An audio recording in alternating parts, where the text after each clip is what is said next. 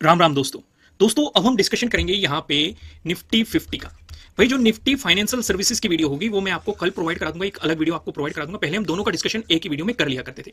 Bank Nifty की video आपको मिल चुकी है, चैनल पर अपलोड कर दी गई, आप जाके देख सकते हैं। यहाँ पे सिर्फ और सिर्फ हम डिस्कशन करने वाले हैं निफ्टी 50 के बारे में।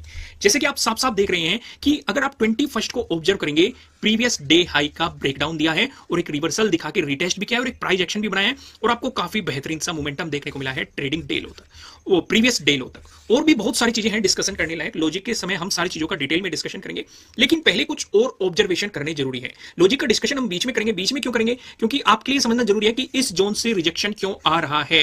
जब आप वो बातें समझेंगे तो आप लॉजिक को अच्छी तरीके से समझ पाएंगे और अच्छे तरीके से आपको ये दिखाई भी देगा भाई यहाँ पे सपोर्ट क्यों बन रहा है। जैसे कि अगर आप देखेंगे इस एरिया में मार्केट ने 2 बार सपोर्ट लेके बाउंस मारा, यहाँ से रिजेक्शन क्यों लिया है, तो बड़े टाइम फ्रेम से हमें पता लगेगा। तो इसलिए बड़े टाइम फ्रेम से शुरुआत करते हुए आएंगे और फिर उससे छोटे टाइम फ्रेम पे, फिर उससे छोटे टाइम फ्रेम पे, तो इससे आपको पूरी क्लियरिटी मिल जाएगी मार्केट के ऑब्जर्वेशन के बारे में। आइए पहले मैं आपको लेके चलता हूं 1 डे के टाइम फ्रेम पे। 1 डे के टाइम फ्रेम पे अगर आप ध्यान से देखेंगे, ये वाला सिनेरियो समझना हमारे लिए थोड़ा जरूरी हो जाता है। क्यों जरूरी हो जाता है? क्योंकि यहां पे हमारे 2 पैटर्न बन रहे हैं। पहले पैटर्न की बात करें तो ये ट्रायंगल वाला पैटर्न बन रहा है। अगर आप देखेंगे ऊपर की तरफ रेजिस्टेंस, नीचे की तरफ आपको सपोर्ट।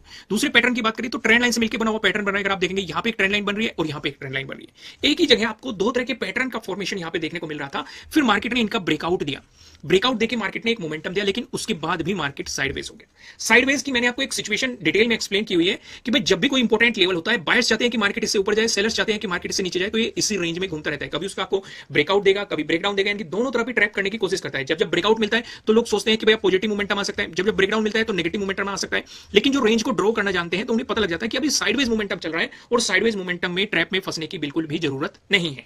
सिर्फ इतनी चीजें नहीं, हम कुछ चीजें और ऑब्जर्व करेंगे। जैसे कि हम एक चीज अगर आप नोटिस करेंगे, इन चारों कैंडल्स को देखो, चारों कैंडल में आपको क्या कॉमन दिखाई दे रहा है? ध्यान से नोटिस करो, कमेंट करके बताओ मुझे क्या कॉमन आपको दिखाई दे रहा है।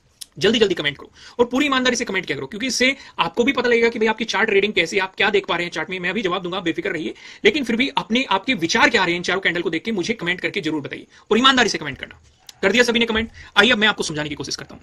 ध्यान से ऑब्जर्व करो, हर एक कैंडल के नीचे आपको एक लोअर शैडो दिखाई देगी।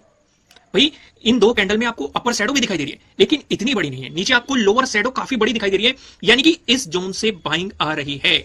जब जब मार्केट इस जोन पे आ रहा है, वहां से आपको बाइंग आती हुई दिखाई दे रही है, यानी कि कहीं ना कहीं बायर्स बैठे हुए हैं। इसलिए मैंने आपको कहा था कि 23,500 एक डिसाइडिंग लेवल होने वाला है कि मार्केट इसका ब्रेकडाउन देके प्राइस नीचे अगर सस्टेन करता है तो आपको नेगेटिव मोमेंटम देखने को मिल सकता है। अगर इसका ब्रेकआउट देके प्राइस ऊपर सस्टेन करता है तो आपको पॉजिटिव मोमेंटम देखने को मिल सकता है। इस तरह की सिचुएशन का हमने डिस्कशन किया था। जब लॉजिक पे जाएंगे वहां पे चीजें और अच्छी तरीके से आप रिलेट कर पाएंगे, लेकिन पहले इस सिचुएशन को समझने की कोशिश करो। क्या सिर्फ यहां से आपको सिर्फ बाइंग आती हुई दिखाई दे रही है? क्या सिर्फ सवाल इतना सही है? अब इस वाली सिचुएशन को आओ। इसलिए मैंने शुरुआत में ही आपको इस वाली सिचुएशन को ऑब्जर्व करने के लिए कहा था और बताया था कि यहाँ पे 2 पैटर्न आपको बनते हुए दिखाई दे रहे हैं। अगर आप इन सभी कैंडल पे फोकस करेंगे तो इनमें सेलिंग आती हुई आपको दिखाई देगी। इस तरह की कैंडल आपको देखने को मिलेगी, यानी कि अभी साफ साफ पता चल रहा है कि यहाँ पे पहले सेलर्स मौजूद थे जो मार्केट को नीचे की तरफ पुश कर रहे थे, यानी कि एक इंपॉर्टेंट रेजिस्टेंस जोन बना हुआ था। और हम सभी जानते हैं रेजिस्टेंस से ब्रेकआउट मिलता है तो उसकी सपोर्ट की तरह एक्ट करने की पॉसिबिलिटी बढ़ जाती है। जब मार्केट ने इसका ब्रेकआउट दिया तो एक सपोर्ट जोन के रूप में एक्ट करता हुआ दिखाई दे रहा है। ये भी बात आप समझ गए। दूसरी चीज को अब यहां पे नोट करने की कोशिश करो। अगर आप सिचुएशन को समझते हैं तो आप सिनेरियो को भी समझ पाएंगे अच्छे तरीके से कि अगर यहां से बाइंग आ रही है तो कहीं ना कहीं बायर्स का जो स्टॉप लॉस होगा वो यहीं पे ही पड़ा होगा।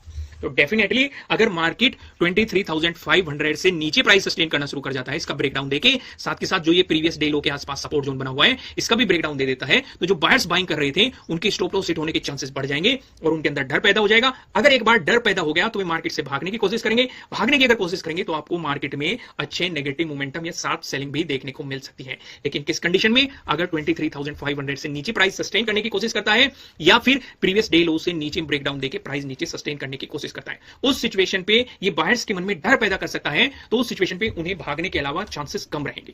यहां तक सिचुएशन क्लियर हुई कि नहीं? कॉन्सेप्ट समझ में आ गया? आइए कुछ और चीजें भी समझते हैं। भाई जैसे कि हम देख रहे हैं, आपको लोअर शैडो तो दिखाई दे रही है, फिर मैं जूम करके दिखाऊं, काफी लोगों को यह भी कंफ्यूजन रहता है। ध्यान से नोटिस करो, इस एरिया में मैंने आपको कहा था कि अपर शैडोज दिखाई दे रही है, इस एरिया में मैंने आपको कहा था कि आपको लोअर शैडोज दिखाई दे रही है। क्लियर है? क्लियरिटी है? वो चीजें समझ में आ रही है? आइए अब इससे एक छोटे टाइम फ्रेम पे आते हैं। यहां पे अगर हम ऑब्जर्व करेंगे तो वो रेंज हमें अच्छे तरीके से दिखाई दे रही है, यानी कि पहले यहां पे मार्केट एक रेंज क्रिएट कर रहा था इस तरह के पैटर्न में।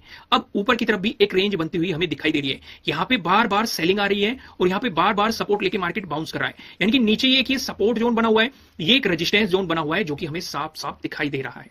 इसीलिए मैं आपको पहले बड़े टाइम फ्रेम पे लेके गया था और यहां पे आपको क्लियरिटी थोड़ी अच्छी तरीके से मिल गई होगी। भाई मैंने आपको 4 पैटर्न बताए हुए हैं, ट्रायंगल वाले पैटर्न, ट्रेंड लाइन से मिलकर बना हुआ पैटर्न, पैरेलल पैटर्न। इस वाली सिचुएशन पे आपको ये वाला पैटर्न देखने को मिल रहा है। यानी कि अगर मार्केट सपोर्ट जोन के पास है तो पॉसिबिलिटीज हो सकती है, या तो बाउंस करेगा तो हमें रेजिस्टेंस एरिया का पता है कि कहां पे रेजिस्टेंस बन सकता है। अगर इसका ब्रेकडाउन देगा तो यहां से भी आपके लिए पैटर्न के ब्रेकडाउन वाली अपॉर्चुनिटी बन सकती है। अगर आप मेरे सेटअप और स्ट्रेटेजी सीखना चाहते हैं तो फिलहाल मैंने 75% का ऑफ कर रखा है और 3 दिन बाद मैं इस ऑफर को खत्म कर दूंगा। नीचे डिस्क्रिप्शन में आपको एप्लीकेशन का लिंक मिल जाएगा, चाहे आप एंड्रॉइड यूजर हो चाहे आप एप्पल यूजर हो, दोनों के लिए वहां पे फैसिलिटी या एप्लीकेशन प्रोवाइड की गई है। आप जाइए, इस ऑफर का फायदा उठाइए और इन छुट्टियों का भी फायदा उठाइए और अपनी लर्निंग को और भी ज्यादा स्ट्रॉन्ग कीजिए। यहां तक सिचुएशन समझ में आ गई। 1 आवर के टाइम फ्रेम पे हम बाद में भी आएंगे क्योंकि पहले लॉजिक समझना थोड़ा ज्यादा जरूरी है। इसलिए मैंने आपको क्या समझाया कि इस एरिया से बार बार सेलिंग आ रही है, मार्केट रेजिस्टेंस की तरह एक्ट कर रहा है। इस एरिया में मार्केट सपोर्ट ले रहा है। अगर रेजिस्टेंस एरिया पे है मार्केट तो कहां पे आने की पॉसिबिलिटी है? नीचे की तरफ मोमेंटम देगा तो इस सपोर्ट जोन पे। तो आइए अब मैं आपको 5 मिनट के टाइम फ्रेम पे लेके आता हूं। ध्यान से देखो, जब मार्केट ने गैप अप ओपनिंग दी, अब आपको अच्छी तरीके से समझ में आ गया होगा कि मार्केट ने एक रेजिस्टेंस एरिया पे गैप अप ओपनिंग दी है। भाई ध्यान से अगर आप नोटिस करेंगे, यहां पे भी तो मार्केट रेजिस्टेंस की तरह एक्ट करके आया था और उससे पीछे भी। भाई अभी हम देख के आए, अगर आप यहां पे नोटिस करेंगे, यहां पे भी मार्केट ने रेजिस्टेंस की तरह किया, यहां पे भी रेजिस्टेंस की तरह किया और यहां पे भी रेजिस्टेंस की तरह किया। अगर ये गैप अप ओपनिंग दे दी, एक रेजिस्टेंस एरिया में ओपनिंग दे दी, भाई या तो मार्केट यहीं पे टाइम स्पेंड करके ब्रेकआउट दे देता तो हम पॉजिटिव सिनेरियो की तरफ कुछ प्लान कर सकते थे। लेकिन मार्केट ने किया क्या, एक रेजिस्टेंस जोन पे गैप अप ओपनिंग देके एक रिजेक्शन दिखा दिया। तो यहां पे आपकी अपॉर्चुनिटी बेहतरीन बन सकती है क्योंकि स्टॉप लॉस आपका काफी छोटा होता है ऐसी सिचुएशन पे, लेकिन उसके कंपैरेटिवली रिस्क रिवॉर्ड रेशो आपको काफी बेहतरीन मिल जाता है। जैसे कि अगर मार्केट ने यहां से रिवर्सल दिखाया, मैं फिर से आपको 5 मिनट के टाइम फ्रेम पे लेके आता हूं। रिजेक्शन बना तो आपके लिए इंपॉर्टेंट सपोर्ट कहां है? Previous day closing. भाई पहले सपोर्ट की तो ये पॉसिबिलिटी है, क्या मार्केट उस एरिया में सपोर्ट लेता हुआ दिखाई दे रहा है? बिल्कुल दिखाई दे रहा है। क्या यहां पे कोई पैटर्न भी बन रहा है? ध्यान से नोटिस करो, ध्यान से सिचुएशन को समझो। मैंने आपको 4 पैटर्न बताए हुए, ट्रायंगल वाले पैटर्न, ट्रेंड लाइन से मिलकर बना हुआ पैटर्न, पैरेलल पैटर्न, और कौन सा पैटर्न दिख रहा है? ये वाला पैटर्न दिख रहा है। एक सवाल और मैं आपसे यहां से पूछ लूं, अगर मार्केट इसका ब्रेकआउट दे देता तो 2 सिचुएशन मुझे समझाइए जहां पे आप पॉजिटिव सिनेरियो की तरफ अप्रोच करते। किन किन चीजों को आप फॉलो करते? जल्दी से कमेंट, पूरी ईमानदारी से कमेंट करना, बताइए, अपने जवाब दीजिए। अगर आपके मन में ज्यादा बड़ा जवाब है तो आप वीडियो को पॉज कर सकते हैं, फिर अपना जवाब लिख सकते हैं। इससे आपकी लर्निंग ही बढ़ेगी। बेफिक्र होकर लिखिए, ठीक है? अब मैं आपको समझाता हूं। भाई ये हमारे लिए एक रेजिस्टेंस लाइन भी है और रेजिस्टेंस लाइन पे हमारा सिंपल सा रूल है कि अगर मार्केट ब्रेकआउट दे रहा है तो हम पिछले रेजिस्टेंस को देखते हैं, उसका भी हमें ब्रेकआउट मिलना चाहिए। यानी कि जब मार्केट इस वाले जोन से ऊपर चलने की कोशिश करता है तो हम पॉजिटिव सिनेरियो के बारे में सोचते हैं। और हमारे लिए अगला इंपॉर्टेंट रेजिस्टेंस जोन कौन सा होता है? ये, क्योंकि इस एरिया में आपका एक तो ट्रेडिंग डे हाई बन जाता और दूसरा यहां पे एक रेजिस्टेंस जोन बना हुआ है जो कि अभी मैंने आपको 15 मिनट के टाइम फ्रेम पे भी दिखाया था, 1 आवर के टाइम फ्रेम पे भी दिखाया था और 1 डे के टाइम फ्रेम पे भी दिखाया था। इसलिए मैंने बड़े टाइम फ्रेम से एनालिसिस की करने की शुरुआत की थी। अभी 15 मिनट के टाइम फ्रेम पे हम दोबारा से जाएंगे, बीच बीच में मैं आपको दिखाता रहूंगा जहां पे जरूरत रहेगी, लेकिन फिलहाल हम फिर से जाएंगे। तो यहां पे आपको एक पैटर्न बना और इस पैटर्न का ब्रेकडाउन मिला, साथ के साथ प्रीवियस डे क्लोजिंग का भी ब्रेकडाउन मिला, क्योंकि प्रीवियस डे क्लोजिंग आपके लिए यहीं पे था। पैटर्न का ब्रेकडाउन मिला और प्रीवियस डे क्लोजिंग का भी आपको ब्रेकडाउन मिला है। तो आपके लिए अगली इंपॉर्टेंट सपोर्ट की पॉसिबिलिटीज कहां है? प्रीवियस डे लो। क्या मार्केट ने वो मोमेंटम आपको दिखाया है? बिल्कुल दिखाया है मार्केट ने आपको वो मोमेंटम। दोस्तों लॉजिक को ध्यान से समझा करो, अपॉर्चुनिटीज को समझा करो। और कौन कौन सी अपॉर्चुनिटीज बनी है? सपोर्ट जोन की थ्योरी कितने लोग जानते हैं? भाई एक अपॉर्चुनिटी आपके लिए यहां पे भी बनी है, यहां पे भी बनी है। ध्यान से अगर आप देखेंगे, मैंने आपको हमेशा समझाया है, अगर कोई इंपॉर्टेंट सपोर्ट एरिया है और उस सपोर्ट एरिया पे आपको हैमर मिल जाए या पिन बार बुलिश कैंडल मिल जाए तो ऐसी सिचुएशन पे आपके लिए जो स्टॉप लॉस होता है वो कंपेरेटिवली काफी छोटा होता है, लेकिन उसके कंपेरेटिवली आपको रिस्क रिवॉर्ड रेशो काफी अच्छा मिल जाता है, रिवॉर्ड काफी अच्छा मिल जाता है। अगर आप ध्यान से देखेंगे, यहां पे आपको bullish pin bar bullish candle दिखाई दे रही है और उसके बाद आप मोमेंटम देख सकते हैं, सपोर्ट जोन पे है और उसके बाद मार्केट ने बाउंस मारा है। यहां पे भी आप देखेंगे आपको नीचे से बाइंग आती हुई दिखाई दे रही है, पिन बार बुलिश कैंडल दिखाई दे रही है, स्टॉप लॉस काफी छोटा है, लेकिन उसके कंपैरेटिवली मोमेंटम काफी बेहतरीन मार्केट ने आपको बना के दिया है।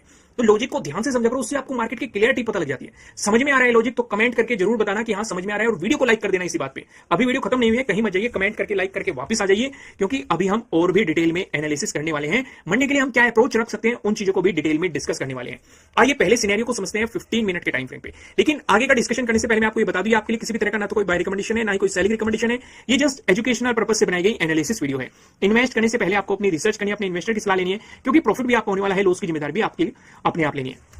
अब सिचुएशन को देखते हैं। 15 मिनट के टाइम फ्रेम पे हम क्या ऑब्जर्व करेंगे? यहां पे 19 को एक रिजेक्शन हमें देखने को मिला, 20 को भी हमें एक रिजेक्शन देखने को मिला, 21 को भी हमें एक रिजेक्शन देखने को मिला। यानी कि हमें पता है एक रेजिस्टेंस एरिया इस जोन में है।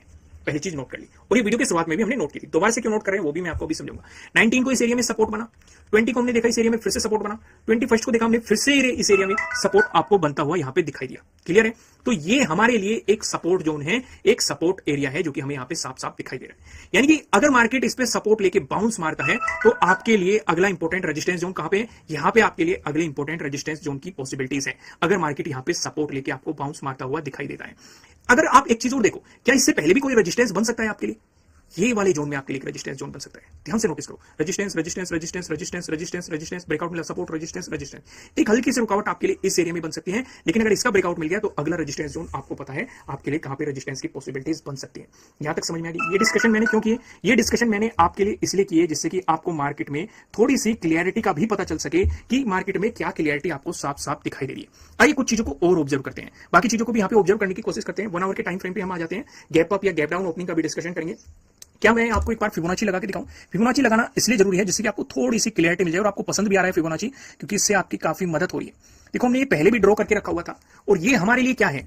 0.236 का, जो कि है 23,102, और ये 0.382 यानी कि 22,756।